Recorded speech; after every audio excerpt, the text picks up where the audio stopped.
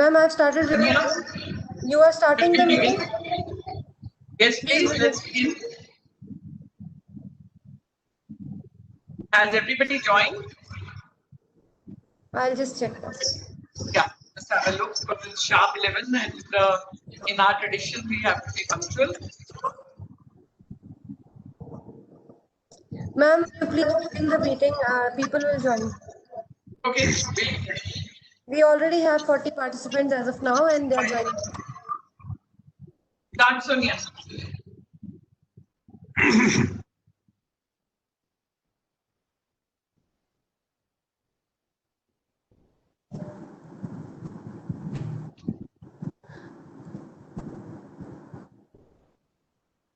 Good morning and welcome. On behalf of University Alumni Association, I welcome Dr. Kocher and all the people who have joined for this wonderful webinar, which is going to affect everyone, each and every one of us for our health. Thank you, sir, for agreeing to do this webinar for us. And we all need to know what to eat to stay healthy, because these days in lockdown everyone is turning chef and mostly junk food is also being made, and we will benefit from your knowledge, and we welcome you wholeheartedly, and thank you so much for coming. Over to you, Deepti ma'am. Good morning, everyone. Welcome to a wonderful webinar. The idea for this webinar came when so many people said, oh, I've been gaining weight because during the lockdown I do nothing else but eat and sleep. And then I happened to have a word with Dr. Kocher, who said, no, not at all. Even if you're at home, you can stay healthy. So Dr. Kocher is known to practically the whole of Chandigarh as the leading gastroenterologist of the region, and also the person, the go-to person for all our tummy trouble. And over the years, he has worked hard towards a sterling definition. I can say with confidence that here is a doctor who pays attention and every there is a doctor who's totally committed to patient care and also to research and publication. Travels practically all over the world for conferences and seminars, and he's made a name for himself in the field of endoscopy as well, which involves difficult and a tricky procedure. So the moment somebody says endoscopy, the name of Dr. and I asked for his CV. But if I start reading out his CV, we won't have the webinar today by any chance, because it is full of so many accomplishments. He's won so many awards over the years, and the best part of his research and study is that it's not limited to just research and study, not limited to the conference or the numerous textbooks in which you find chapters written by him. His research and study has helped him take care of so many people at the meeting per day. In fact, visiting his OPD is a revelation in itself. How this gentleman sits so calm, composed, and relaxed in the middle of such turmoil. Sometimes I think, how does he breathe in that room where there are so many people pressing upon him for his benefit? The amount of care and focus that he devotes to each is something that all of us must learn. This is why the moment he thought of doing a couple of webinars in the area of health, his name was the first name that came. I'm sure all of you are going to benefit from what he has to say. It may not take more time, because where his accomplishments are concerned, I feel you can go on and on and on. So I'll just hand over to Professor and Dr. Ramesh now, and I hope that all of us will benefit on this wonderful. Thank you very much, Dr. Kush, for accepting our invitation, and over to you.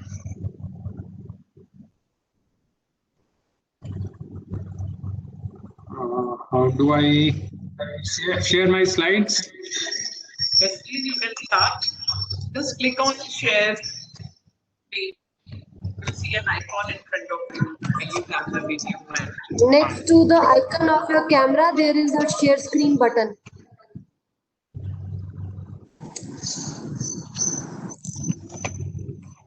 Sonia, I'll stop my video now. You can support sir. Yes, ma'am.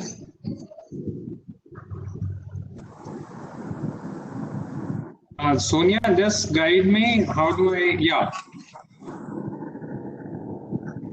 You want to give me some permission? Yeah. Yeah, I will give you permission again because I was speaking and then the was speaking. So the rights have changed. So I'll just change your permission. A minute.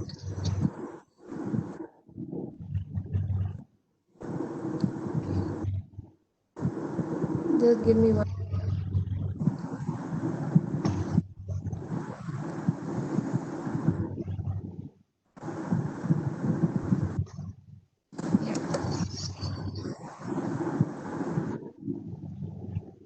Sir, you're getting. See, check your screen. Yes. You got it, sir? I'll close the video now. Okay. Okay. Thank you, sir. Okay. Good morning, everyone. Thank you, Dr. Deepti and Sonia, for the invitation and the kind words, the generous, in fact, words of introduction. I belong to Chandigarh, so Punjab University is very close to me, and so is PGI. This is my 42nd year in the institute, and it is always a privilege to interact with Punjab University faculty and students, whom I hold in high esteem. Well, today, during the lockdown and this semi-unlockdown, we all are concerned about our health, and rightly so. So I'll be discussing something, sharing in fact with you, what does a good diet mean to a doctor and to a general common man, and how can we eat well to live well. So I'll be primarily discussing three aspects. One is obesity and diet. That will be all about calories, and some myths and facts about eating right. And if time permits, we can have a very brief discussion on common gastrointestinal problems. So obesity is derived from a Latin word obesus, which means stout and fat. What does obesity mean is just excess of adipose or the fat tissue. Normally, your body weight is composed of fat, fluid, muscle mass, bones, and swellings or tumors. So in a patient, we have to see what is the constituent of body weight. And primarily, as an obese person, we look at the fat of the body. So overall, more than 60 crore individuals worldwide are affected by obesity. And in India, about 10% of our population is obese. So it's a huge problem for our country. Why? Because obesity is linked to many diseases. How do you measure or quantify obesity? You can have a measurement of your waist circumference or the arm, mid-arm circumference using calipers. But something very simple is the body mass index, which is weight in kilograms divided by height in meters squares. So an overweight individual is one who has a BMI greater than or equal to 25 kilogram per meter square. And an obese is one who has BMI greater than 30. So as I come down, I'll show you what does it actually mean. First of all, this definition of obesity is as per WHO. And if you look at it, here, an overweight is an individual who has an BMI of 25 to 29.9, and anyone above that 30 plus is obese. Why is it important to classify the body weight and the overall classify obesity? Is because when you start having your weight in the overweight category, your risk of cardiovascular disease is moderate. And once you are in the category of obese or obese class 2 or class 3, your cardiovascular risk becomes high and very high. Now, very significant and noteworthy thing you have to remember is that the Asian BMI cutoff is much lower than the WHO cutoff. We in Southeast Asia are classified as overweight if our weight is more than, if our BMI is more than 23 instead of 25 for the Western world. And accordingly for obesity, class 1, instead of 30, we have a cutoff of 25. So Indians for the same weight as Westerners, Europeans or Americans are at a risk with a lower BMI as compared to the Western population. This is something important, and this is because of probably our genetic structure, the kind of obesity we have more of truncal obesity compared to the Westerners. So our BMI is much lower when we have to classify BMI for obesity. Now this is just a picture of India. On the left is the picture from 2005 showing that only limited areas of India were obese. This red one is obese, Punjab and Kerala to some extent. And 10 years later, you just look at the graph, the chart of India, a whole lot of country has become from normal weight to obese. So obesity is spreading all over the country, be it north, south, east or west. Now, what is the ideal body weight? One way of looking at it was the BMI. The second one, which is something simple to calculate, is if you calculate your height in centimeters and deduct 100 from it, you get your ideal body weight. This is approximate. So for a 5.7-inch individual male, this is for males, that is 170 centimeters height minus 100. The ideal body weight for this individual will be 70 kilograms.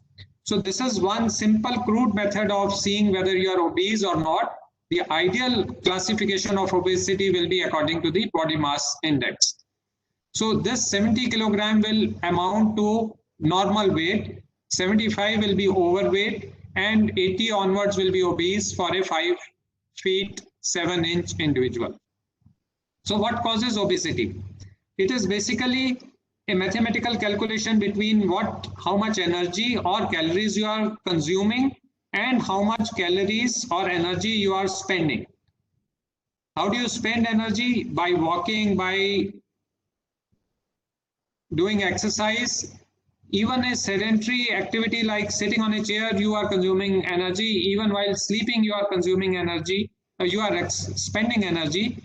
So the deficit between the difference between the energy intake and the energy expenditure is generally stored in the body as adipose tissue or fat. And a 2%, mere 2% increase in the deficit of energy expenditure 2% overall will result in a body weight increase of 2.3 kilogram in 1 year. So this is just a very mathematical calculation which you can just calculate for yourself. Are you going to increase your weight and how much will that weight increase be? So how do you calculate energy intake and how do you calculate energy expenditure? That is the crux of the thing, and you must all know about it. So if you look at the genesis of obesity, we eat food which goes into our stomach, we get a feeling of satiety, and a signal is sent to the brain that the stomach is full. And the stomach, in fact, sends us a signal. The brain sends us a signal that you are now hungry because the stomach is empty. So it is an interplay between the stomach and the brain. And when you eat food, certain hormones are secreted, which stimulate the rest of the intestines to secrete enzymes which will digest the food. So it is a very well coordinated process. And when the food is digested, again a signal is sent to the stomach that now no more enzymes are needed. So this is something very intricate and interesting, and a number of hormones are involved in it, like leptin, ghrelin, and you all know about insulin. Insulin is the key hormone here which controls your body weight. You know that diabetes occurs when insulin levels are low. So the causes of obesity in certain individuals, it is genetically linked, it runs in families, but most of the patients will have overeating as the cause, bad habits, that is basically less of physical activity and more of eating. Rarely certain hormonal diseases can cause obesity, certain medications can cause weight gain. You know, hormones like hypothyroidism, thyroid disease is one such disease where you become overweight. Then smoking is linked to obesity, insufficient sleep, and sedentary lifestyle. Now, just an example that a McDonald's hamburger, a Big Mac with a chicken or mutton patty and a medium French fries. You cannot even imagine how many calories are there. There are 930 calories in this meal with 48 grams of fat. Your daily consumption of fat should be not more than 30 grams. So just one burger will have 48 grams of fat. And the lower figure, you can see that what all you can have in 930 calories. A whole lot of vegetables, fruits, bread, and virtually everything. So, and this meal, a home-cooked meal, will have only 13 grams of fat for these many calories with a very high proportion of proteins. So that is the difference between an unhealthy meal and a healthy meal. Just a few more examples. A simple slice of Domino's pizza is 210 calories. You top it with the ultimate pepperoni, it is 270 calories. Again, just a burger without French fries is 540 calories. So just look at the calories of these commonly eaten fast foods. Now come to the Indian food, the snacks. One samosa is 250 calories. One aloo tikki is 215 calories. One piece of papdi chaat is 100 calories. One plate of pakoda is 400 calories. So just look at the amount of the magnitude of the calories in these fried stuff. The Indian sweets, gulab jamun 160, gujia 140, besan laddu 130, rasmalai 120, rasgulla 100. So all these not only contain high calories, but they also contain trans fats, which are the most harmful of the fats we can consume. Now, just an example with certain fruits, a banana, average size, medium size banana will have 90 calories. 100 grams of apples will have 100 calories. Mango, 75 calories for 100 grams. These are healthy calories because there is no fat, very little sugar, and multiple vitamins in them. Ice cream is equally bad, 170 to 200 calories per 100 grams. You take a small cup, which is 100 grams, you are consuming 200 calories. But something innocuous looking, biscuits. A 100-gram packet of Good Day biscuits is 450 calories. Whether it is Mary biscuits or Good Day or chocolate or any biscuits, maida biscuits or wheat biscuits or the bakery biscuits, all the biscuits contain so much of fat, and this fat is again trans fats, which is harmful, most harmful. 100 grams of biscuits will have 450 calories. Chips, you all know, very high calories, 500 plus calories in 100 grams of chips. Maggi, something so small, 350 calories in the smallest pack of Maggi which is available in the market. Now, something about the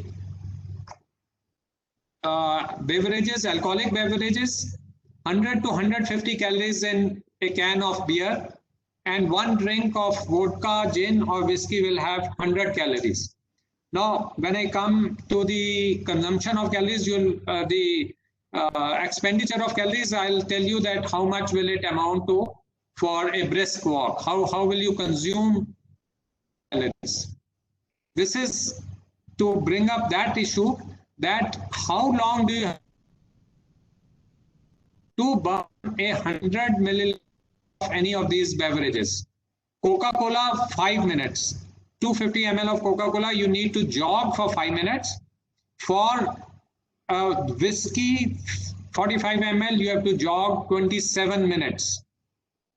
So this just shows you that what is the calorie consumption of different calorie consumption equivalent of different beverages and food items.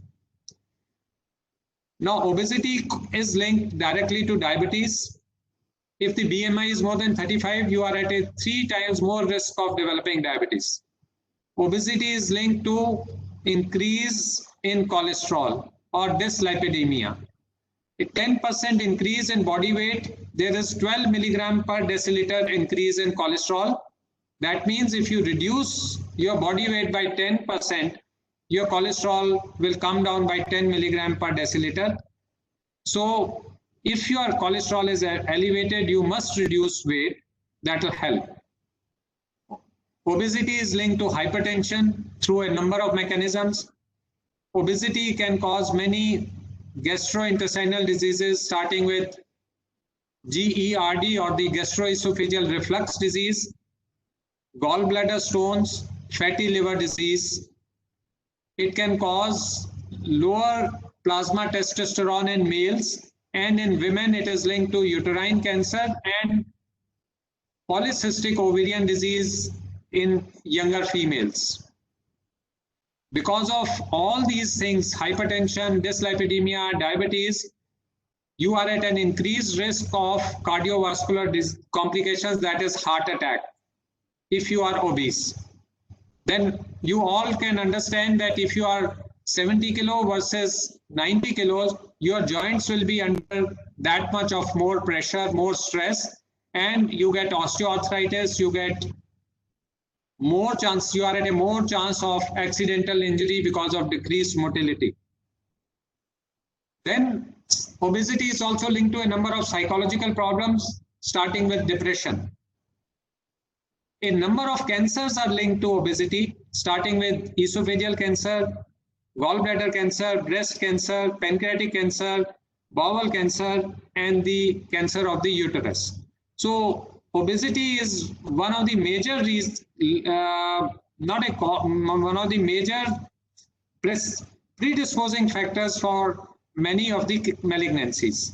So if you are normal weight, you are at that much lower risk of developing malignancy of one of these sites. So how do you control your weight? You should not be very aggressive. Your goal should be to have a weight loss of 8 to 10% over these first 6 months. Then it can stabilize. You can reduce slowly after that. So if you are 80 kilos, you can reduce about 7 to 8 kilos in the first 6 months and then stabilize. If you reduce faster than that, you may develop weakness or feel weak and lethargic. Now, how do you reduce weight? How do you control your weight? It has to be a comprehensive approach, starting with behavioral training, dietary changes, and physical activity. Behavioral, why is behavior important? Because You have to, understand that you eat only when it is needed. You eat slowly, you chew slowly, and enjoy that food. If you gulp food, your satiety center is not going to be satiated early, and you are going to eat more. So old Indian dictum was that chew food 32 times. Any morsel of food you are eating, chew it 32 times. There is another way to look at it, that you must drink your food. Drink means you chew it to an extent that it becomes liquefied. That just chewing enough will generate satiety in your brain, and you will not eat extra. This is something very simple. If you, for example, are eating 3 chapatis for a meal, you can easily reduce to 2 a day, 2 per meal. If you think in your mind that you have to reduce the intake, and you eat the food slowly and eat the proper food. Listen to your body. Don't eat just because it is time to eat. Eat when only you are actually hungry. And stop eating before you actually feel full. Stop. You can easily reduce 20% of your food intake by following this. Stop eating before you actually feel full. Eat just enough to satisfy your hunger and eat slowly. This is something you have to inculcate in your behavior and in your basic food habits. Now, how many calories do you actually require? For men, a sedentary worker, office worker will need about 1800 to 2000 calories. Most of us would fall in the category of moderate activity, about 2500 calories. Now, this will mean that you must consume about 60 grams of protein. We say that 1 gram of protein per kilogram of body weight. And fat is about 25 to 30 grams per day. For women, the calorie intake for sedentary activity is 1600, for moderate it is 2000, and for heavy activities, sports persons and manual labor. So they need more calories, 3500 for men and 2500 to 3000 for women. For women, the protein requirement is slightly lower, 10% lower than men. Otherwise, the fat requirement is more or less the same. So how do you diet? Diet means how do you control your diet? Your diet should be low calorie, low in saturated fats, normal protein intake, and increased fibers in diet. If you are able to produce a deficit of 1000 calories per day, you are going to reduce 1 kilo weight in 1 week. We say that 500 calories deficit is equal to 1 pound of body weight. That means 2 pounds or 1 kilo if you are reducing 1000 calories a day. Now, this is not very easy to obtain, so we set a realistic goal, which is about 10 kilo weight loss in about 6 months. Now, this deficit is between the calories you are consuming and the calories which you are burning. A low calorie diet is 1000 calorie diet, which is not easy to follow. So you make an arrangement yourself between a calorie diet, low calorie diet, and calorie consumption. Very low calorie diet is not a healthy thing, which means that you are consuming only 400 to 600 calories. It can only be used under strict medical supervision for people who are grossly obese. Something like you, the patient being subjected to bariatric surgery. He is a candidate to try very low calorie diet, not a normal overweight or mildly obese individual. You all have heard of intermittent fasting. Now, what is intermittent fasting? It is having a long period of fasting. So you have prolonged period of fasting between 2 bouts of eating. So how does it help? It reduces, first of all, obviously you are probably skipping a meal. You have to skip a meal. So if you eat at night, 8 o'clock, and next day you have lunch at 12 midday, you have a gap of 16 hours. You are skipping breakfast. So it reduces the daily average calorie intake, obviously. It affects your insulin resistance. That is the most important aspect, because by keeping in a fasting state, your insulin levels are affected and your insulin resistance improves. As I said, that insulin is the key hormone in weight gain and in generation of diabetes. So intermittent fasting acts through insulin resistance. It also improves your blood pressure, improves cholesterol, reduces inflammation. There are two ways of intermittent fasting. That is not whole day fasting, is that you eat for 5 days in a week and fast for 2 days in a week. Many Indian ladies particularly do this, that Monday is fast and Saturday, Monday and Friday are days of fasting. Time restricted eating is something which is more commonly done, that you fast for 16 hours, you have early dinner at 8 o'clock and then have lunch at 12 midday. So you skip breakfast altogether. So this is something more practical and can be tried easily and done successfully. It is one of the commonest modes of reducing weight currently. Now, how much calories do you burn? As I said, that different types of activities are linked to different types of calorie consumption, calorie burning.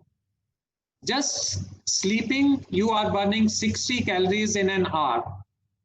Sitting, eating, doing hand work, totally sedentary, you are consuming 90 calories an hour.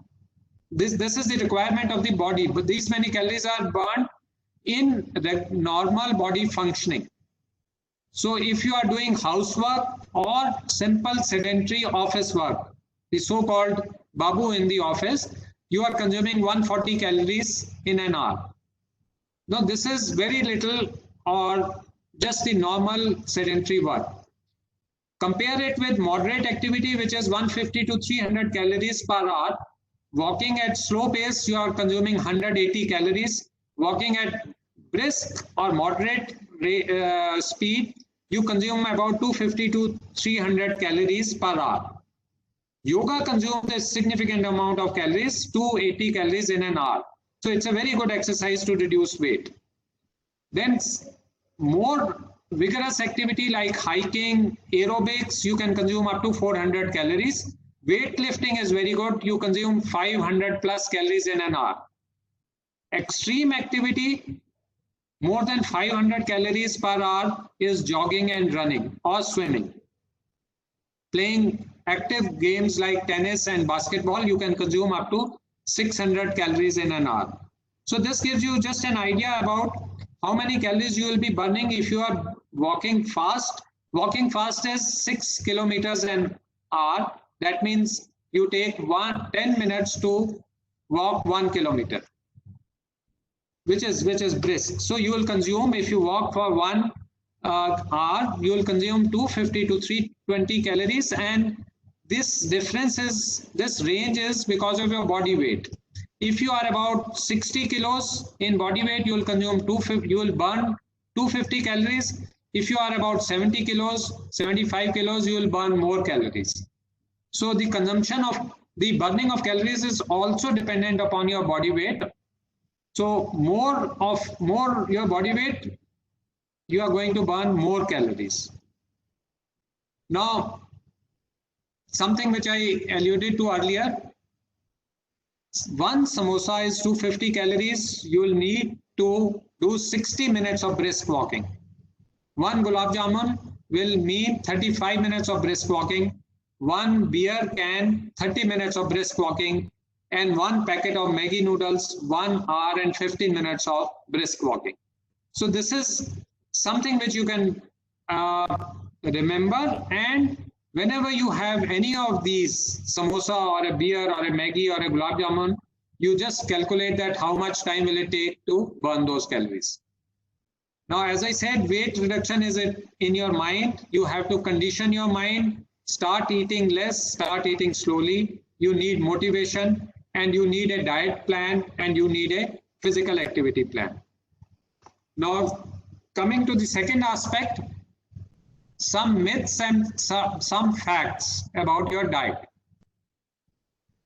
Is it a myth or a fact that the experts are always changing their minds? You'll hear one diet fad today and another 1 week later, someone will say that take only vegetarian diet, take only intermittent fasting. So the experts are generally all unanimous that you have to burn calories, you have to restrict calorie intake, then only you will lose weight. Is it a fact or a myth that to lose weight, bread and potatoes must be cut out of your diet? It is false. You don't need to cut out bread or potatoes, you need to restrict them.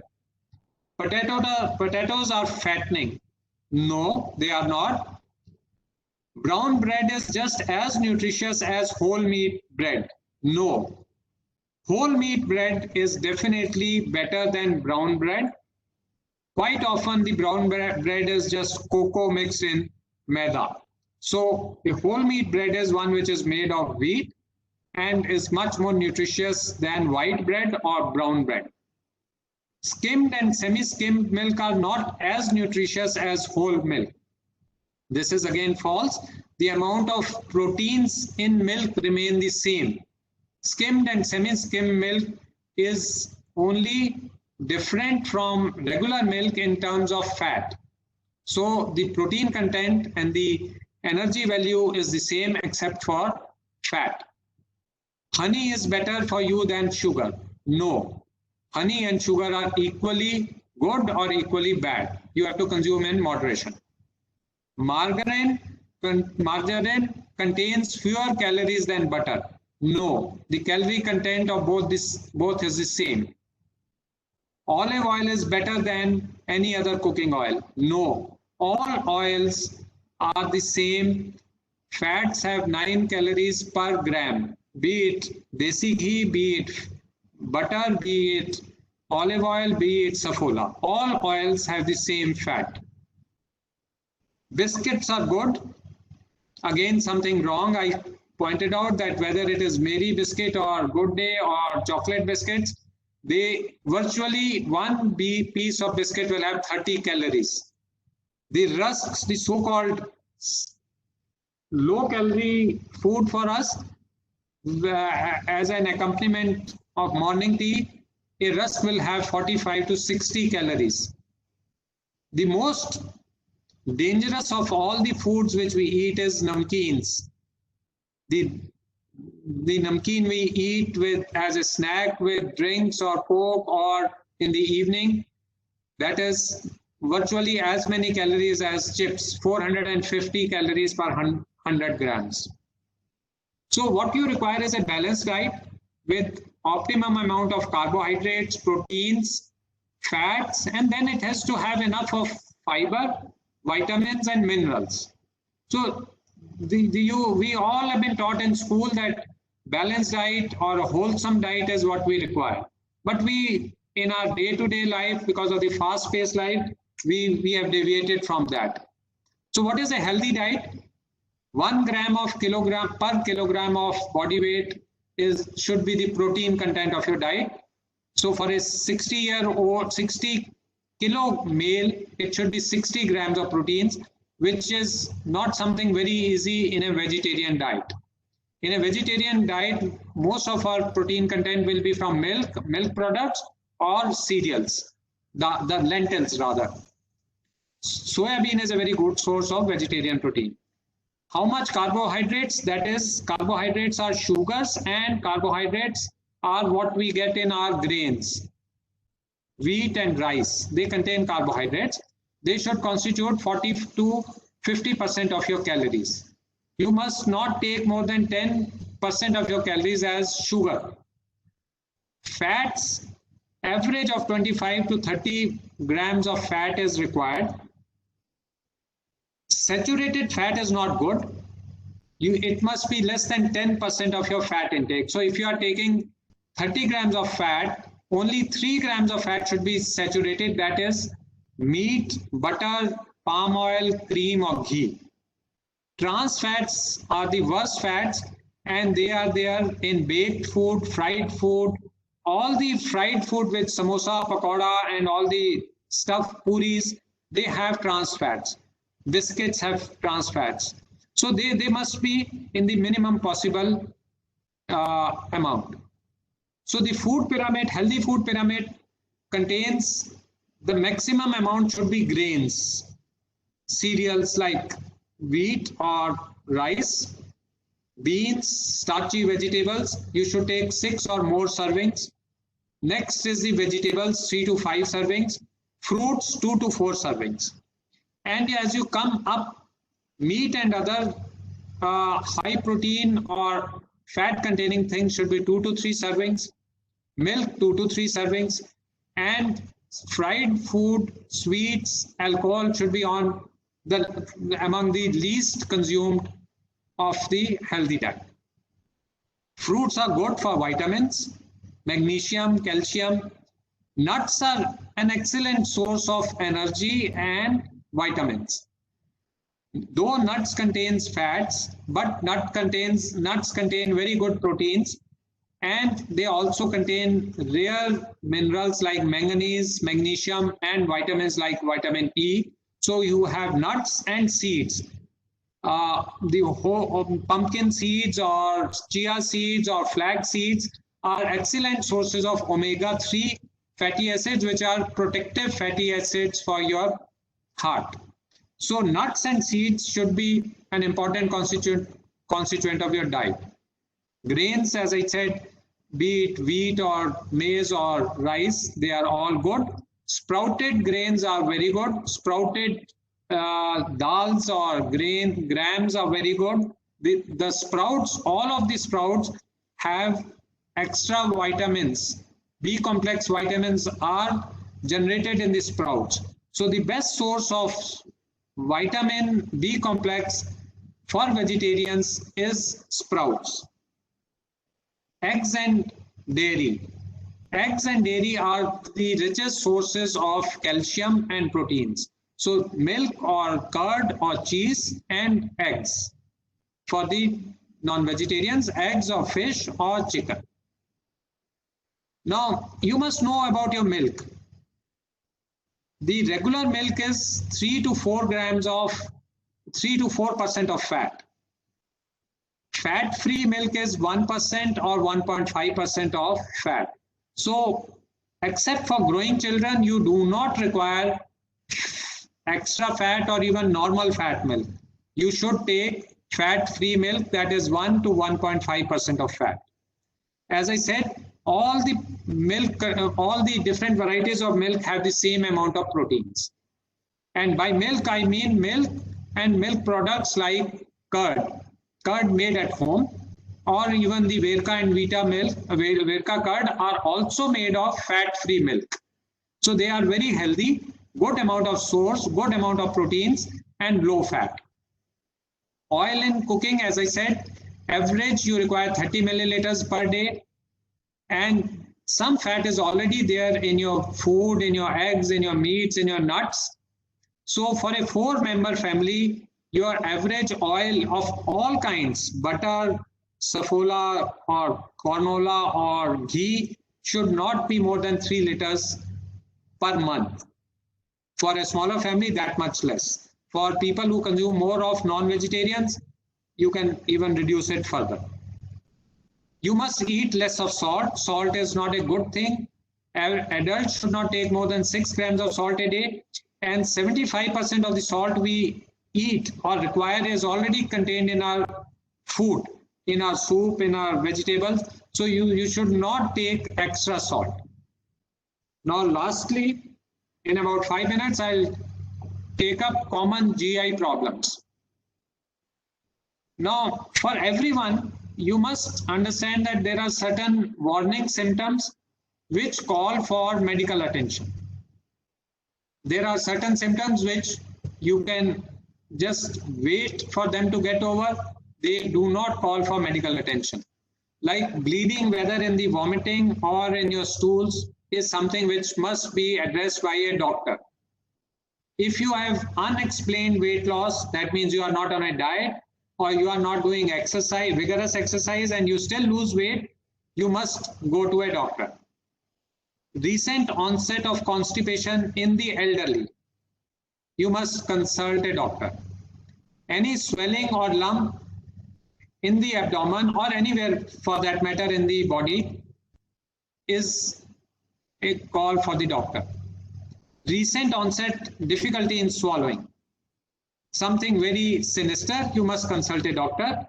If you have pain abdomen, pain your tummy which is persistent, which doesn't go away with change in food or change in consumption of beverages, you must, with the pain which is lasting for about 2 weeks or more, should be consulted. Presence of jaundice of any kind, you must consult a doctor. Persistent fever. Now, fever for a couple of days, for 4 days, 5 days could be just a viral infection. You can sit at home. But more than that, you must consult a doctor. And if you have fever, even for 3 days with any of the above symptoms, you should go to a doctor. Now, during the corona days, fever with cough, high fever with body aches, myalgias, muscle pains, difficulty in breathing, just first day of fever with these symptoms, you must consult a doctor. Because as you know, COVID or corona is spreading all over the country, and this is something you must all be very careful about. Now, constipation is not a disease actually, except when it starts in early childhood, then it can have some definite reason, or it starts for the first time in the elderly. Say at age of 60 or 70 years, a person starts having constipation. That is the time to go to a doctor. Most people will have constipation because of inadequate fiber and inadequate water intake. So we call it functional. That is lack of fiber, lack of water. Common solution to constipation is lot of water. 3 to 3.5 liters of water should be taken every day by everyone. In winters, slightly less. In summers, even more. And a very common cause of constipation is lack of fiber. The bread made of maida, noodles, rice, red meat, or pizzas, burgers, they all are made of maida. And the maida is basically a refined wheat flour. So there is no fiber in it. That refinement is in terms of fiber. So for normal stool formation and normal stool bowel movements, you need fiber. A lot of people use bran in their wheat. Bran is basically the fiber of the wheat. So you must, if you have constipation, you pass hard stools, you have insufficient, you feel that incomplete evacuation, you must reduce the intake of these and take more of fiber. Indigestion. Now, a lot of us, everyone has indigestion one time or the other, which can be simple heaviness in chest or abdomen after meals, feeling of gaseous distension, burps, sour water coming back into your mouth, heartburn, or acidity. This is something very common and is directly related to what you have eaten or drunk. You have taken a very heavy meal, sweets, fried food for a number of days, eaten in a wedding or a party, you are likely to have this. So just hold on, take a day or two to have something light. It will go away. As a gastroenterologist, I would say that don't take drugs like Ocid or Pentocid, which kill the acid in your body. These drugs are to be taken under medical supervision only if your symptoms are persistent. If you take Ocid or Pentocid, something like that, regularly, your normal acid in your body will be suppressed and it is fraught with many complications. So the causes of indigestion can be, reflux esophagitis, peptic ulcer, dyspepsia, H. pylori infection. Some of these require medical attention, some of these do not. A very common cause of distension, etc., is use of drugs for diabetes and high blood pressure. Many of these drugs slow your stomach, so you have distension. So you must consult your doctor if you have hypertension or diabetes and you are consuming drugs and you have any of these symptoms, you must consult your doctor. Then virtually all painkillers except for paracetamol or crocin will cause stomach pain, distension, acidity. So Brufen, Voveran, Combiflam are drugs which should not be consumed very often. Which street food is safe? No street food is safe because you have a very high risk of waterborne diseases like hepatitis and food poisoning. So if you are consuming street food, you are doing it at your own risk. Be warned that you are likely to have symptoms of some kind if you eat street food, particularly if you eat it often. Just a word about food poisoning, because you eat out at a party or a wedding, next day you have loose motions, pain, vomiting and fever. What do you require? Don't take antibiotics. Don't take antibiotics for any disease unless a doctor is consulted. And for food poisoning, no antibiotics are required if the fever doesn't last more than 48 hours. So for the first 1 to 2 days, take oral rehydration fluid, light diet, avoid milk, and no antibiotics. If fever persists, diarrhea persists for more than 2 days, then only you need to have antibiotics. Now, why do you get food poisoning? The source of food poisoning is the bacteria or certain toxins, basically in raw milk, curd or salads, meat, fruits, juice, cheese. These are the common sources of unhygienic food. If you eat out any of these stuffs, even in a good restaurant, if you eat salad, it can be cut by an unhealthy person and you may have food poisoning. So presentation can be it can be caused both by bacteria and viruses as well as toxins. Normally, bacteria and viruses will cause symptoms after 24 to 48 hours of your eating out. But if they are preformed toxins in a food which has raw meat or fruits, salads, cut and left open, cheese which is unhygienic, it can contain toxins and you can have diarrhea or fever or vomiting within 6 hours. So this is the difference between toxins and infections. As I said, most of the food poisoning will be self-limiting. Milk intolerance, 50% of North Indians have milk intolerance and will not tolerate more than 250 milliliters of milk or 1 glass of milk. They will have distension or diarrhea.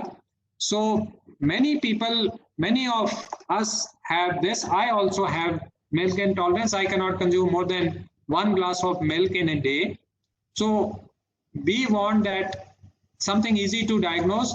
If you consume a lot of milk, you may have these symptoms, and then all you need to do is cut down on your milk. Wheat is a common problem or a thought in many young individuals. Wheat intolerance becomes significant only if it is a kind of wheat allergy or what we call as celiac disease. So celiac disease can present as diarrhea, anemia, and weight loss at any age, especially if hemoglobin is low. So if you have low hemoglobin, if you have diarrhea or weight loss, one cause could be celiac disease and must be investigated. So as I said, it is very common in North India. 1% of us have it. Probiotics. Do you need probiotics? The best probiotic is yogurt or homemade curd. Yakult, 15 rupees for a 30 ml bottle is a waste of money. If you want probiotics, take yogurt or homemade curd. Tablets or sachets you may require if you are on taking antibiotics. If you have food poisoning, you may do better with probiotics. And some patients with irritable bowel syndrome also improve with probiotics. What about simple home remedies like ajwain, mint, saunf, gloe, and aloe vera? They are all okay if you know the quality or if you have them at home. Pudin hara, eno, soda are okay for gas or mild indigestion. As I said, for constipation, the best is isbagol.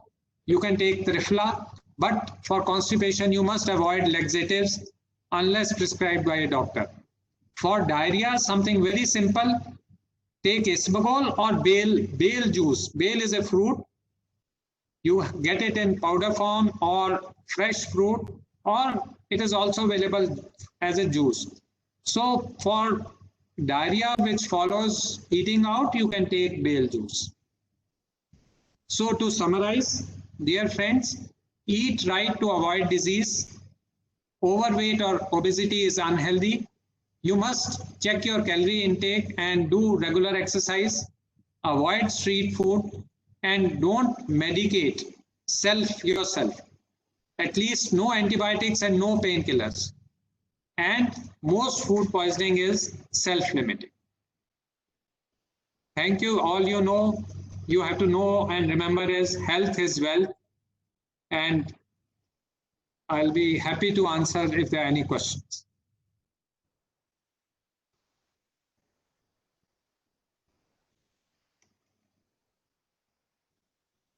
Sir, really very, very informative. And I took a few seconds because even I was writing down. You know, there's a bale tree right in front of my house. And today I'm definitely going to make something out of it. There are a lot of questions. So without taking any more time, let's start with the questions. Dr. Shashi Chaudhary says, sir, my problem is totally different. I do not get paid book from. I started with bakery products, chocolates, ice creams, etc. But still no gain. I do only minimal exercise. That is 6 days a week, 40 minutes morning and evening. Any suggestion, please? My height is 5.3 and weight remains between 45 to 48 kgs. For 5 feet 3 inches, 50 kilos should be a good weight. If you want to increase weight, first of all, make sure that you do not have thyroid disease. That is something you must confirm. For increase in weight, you need more fat and more sugars. So fat is take high fat milk, take cheese, the processed cheese, Verka cheese, the cheese slices, they are good. You can take milk products like kheer, or a very good source of fat and sugar will be halwa. Suji ka halwa or any halwa with lot of fat and lot of sugar, you are bound to gain weight. Try these things rather than bakery products. This is such a good diet. We get to have halwa every day then. Only if you want to gain weight. Yes, sir.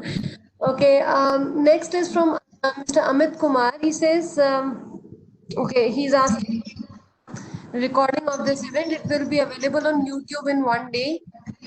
Then Dr. Amritpal Kaur has asked, biscuits without sugar, is it good for us? You know, for making biscuits, you need fats, you need ghee or oil.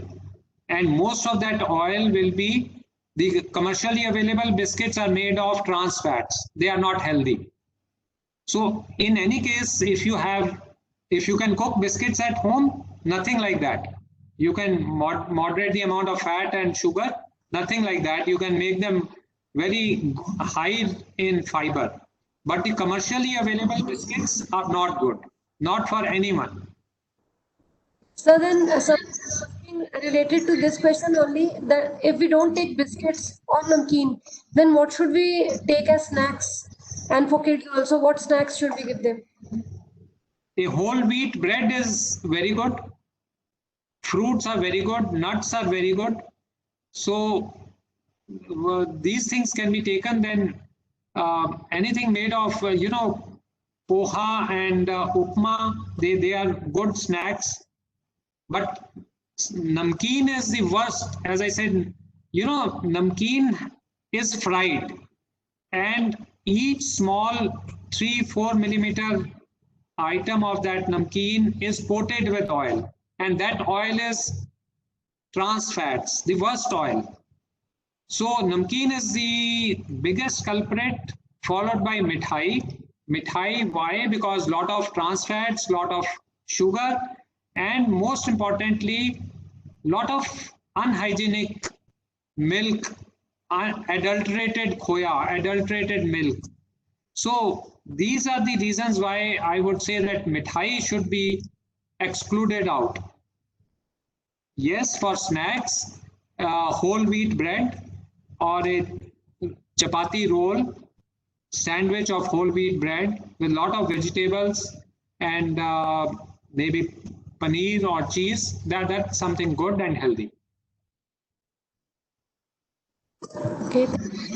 Next is ideally how much milliliter of oil can we consume per day? I think you covered that up, but still you can answer that. Yes, about 25 to 30 ml per person per day. Okay, sir. Miss Glory has asked that your thought keto or keto, I don't know, or intermittent fasting, they help with weight loss, but are there any long-term side effects? Okay. See, intermittent fasting is something good.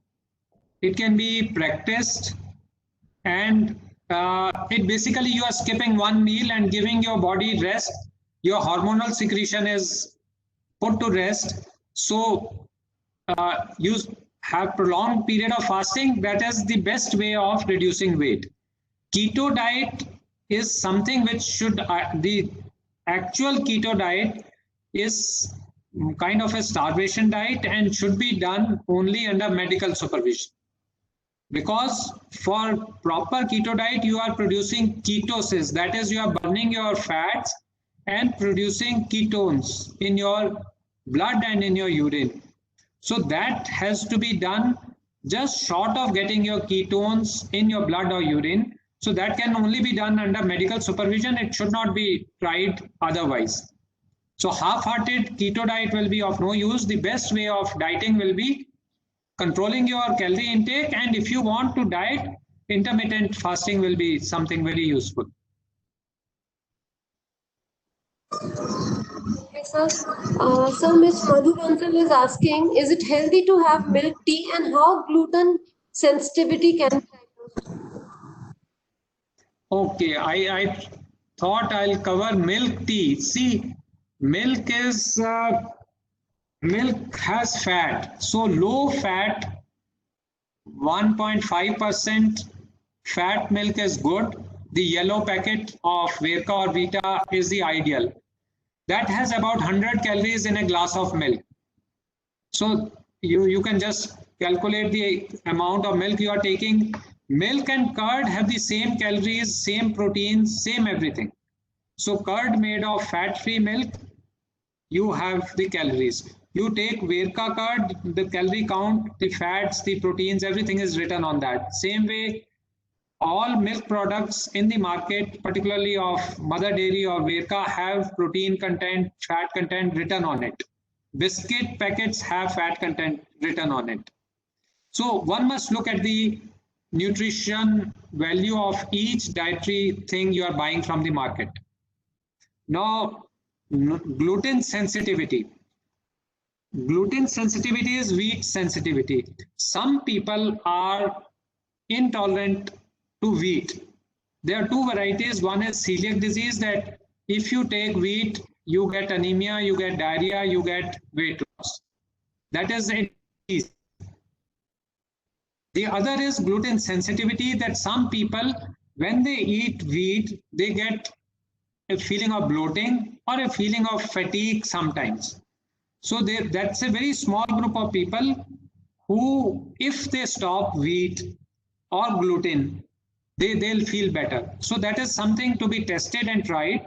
In the West, in America and Europe, gluten sensitivity is a very major issue because people feel that stopping wheat will improve their health. It is not like that. It is like some people are vegans, they don't take milk, they don't take any of the products from animals. So that is a food fat. Vegan diet is a food fat. Gluten restriction or wheat restriction would also come under food fat unless a doctor certifies that you cannot take wheat. So don't try to stop wheat on your own. Wheat is a staple diet for us in North India and gives you carbohydrates, gives you energy, gives you calories.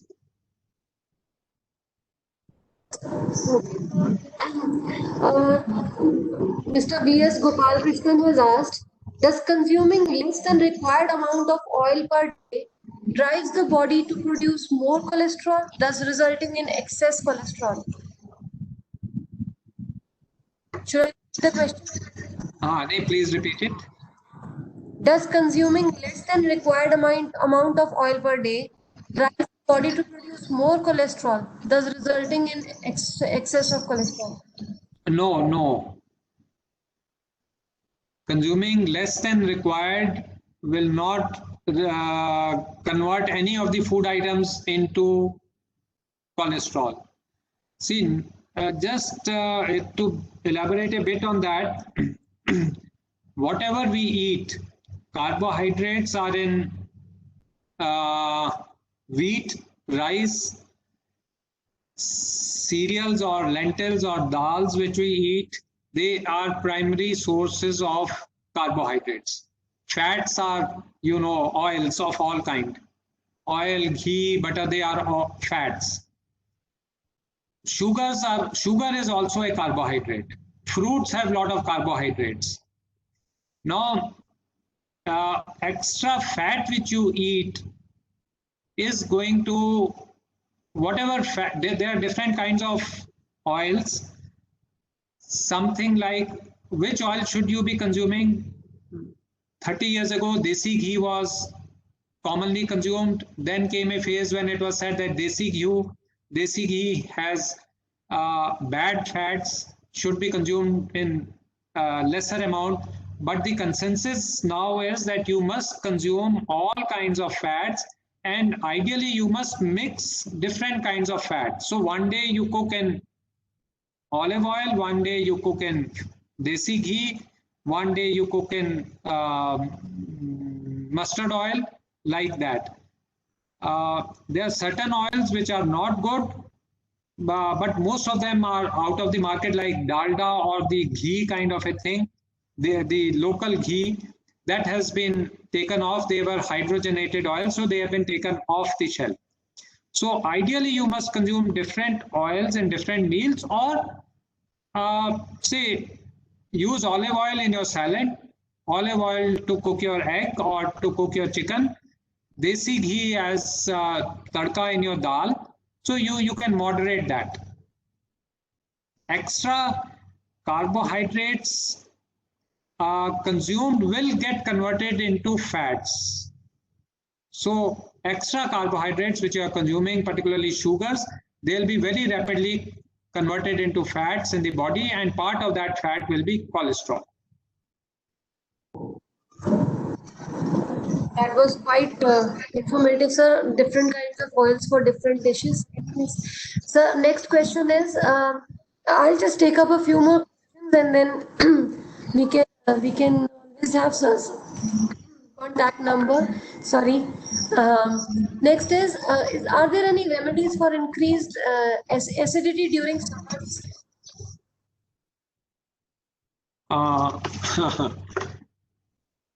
So no remedies for acidity. One can consume Gelusil or Digene tablet if you feel that helps. That is something simple to do. Acidity is basically spicy food, oily food, fried food, fast food, all will produce some kind of acidity. So otherwise, a normal healthy diet should not cause acidity. Normally, you know what the acidity is? You normally we all produce enough acid in your body, and it is useful for digestion. So what happens is if you consume more fat or more fried food, the acid produced in the body is the same. You don't produce extra acid in the body if you are eating a fat or fried diet. What happens is the acid from the stomach comes up in your food pipe. It regurgitates back or refluxes back. So that gives you a feeling of fullness in the stomach or burning in your chest, or what we call as heartburn. So all this is normal acid, but causing you aware of the acidity. Normal acid being, felt by the person. So something simple to do is, if it is for a while only, take Eno or Pudin Hara or soda or Gelusil or Digene, that should be enough.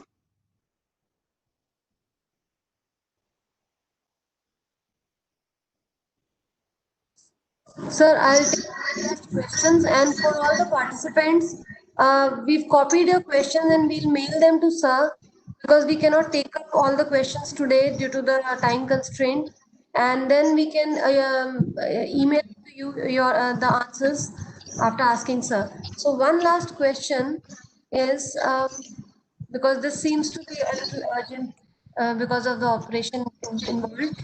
Please suggest a diet for persons having gallbladder removed. Okay, this is something simple, because removal of gallbladder is a storehouse of bile. Bile is used for digestion of fat. So what happens is that after removal of gallbladder for 6 months to 1 year, that is the time for the body it takes to normalize digestion and the storage of bile. So for the first 1 year, you must consume less of fats. That is all. Otherwise, after 1 year, your diet will be normal. So for first 1 year, you restrict intake of fat, maybe not 30 ml even, slightly lower amount, and not to consume fried food at all, sweets at all, those kind of things.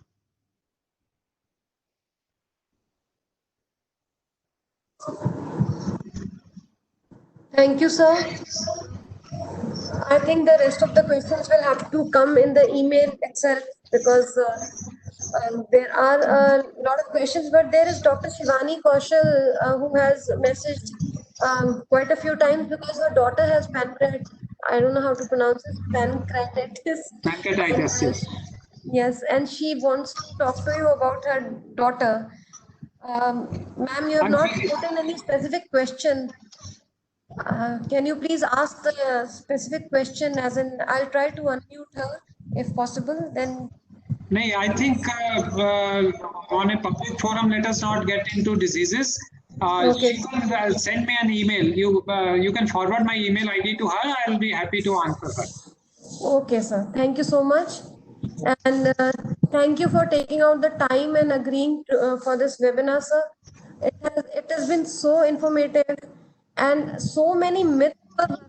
And, I think our expenditure will also go down, because we were buying things like Yakult and olive oils, so many things. And when the children don't eat, okay, let's give him this thing. We were doing these mistakes, and it is an eye opener. And so many comments in the chat have also come that obesity is alarming, and a lot of people are thanking you, sir. They are saying it's a very informative lecture, and we were not aware. Though we keep hearing about trans fats and all these things on and off, but still, I think went into our head quite clearly today somehow. And a lot of people are asking for the presentation, which will not be available because the recording will be made available to you. And I don't have words enough to thank you, sir.